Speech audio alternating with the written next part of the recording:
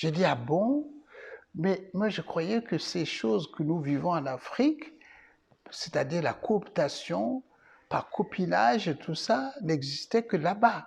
Et ça existe aussi ici.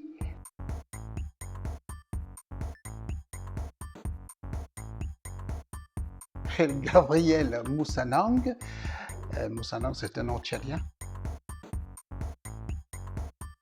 J'ai été administrateur de centre aidé à la suite de Madame Leroux et j'ai assumé cette fonction d'administrateur en tant qu'animateur de la commission Afrique. Ma fonction principale, était d'être pharmacien et j'ai été pharmacien jusqu'en 2015, date de ma retraite. Dans mon école, ben, ça se passait très bien. Alors, à 20 ans, j'étais en plein épanouissement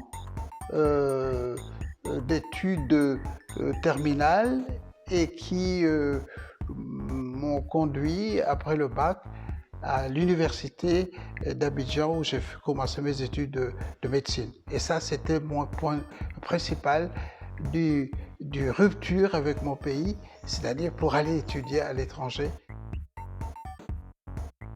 Dans le domaine musical, j'ai été influencé agréablement par Myriam Makeba, qui était une Sud-Africaine d'origine et qui a fui l'apartheid pour devenir se réfugier en Guinée-Conakry, dont il était devenu citoyenne.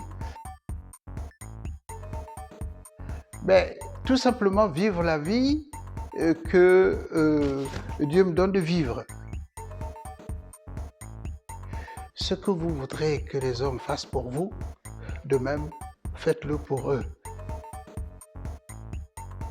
En Afrique, on aime beaucoup ces valeurs-là. Hospitalité, accueil, générosité, solidarité. Et ça, c'est quelque chose qui est dans mes fibres naturelles.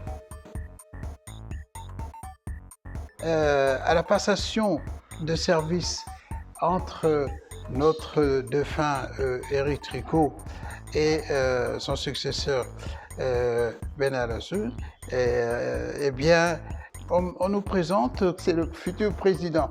J'ai dit, ah bon?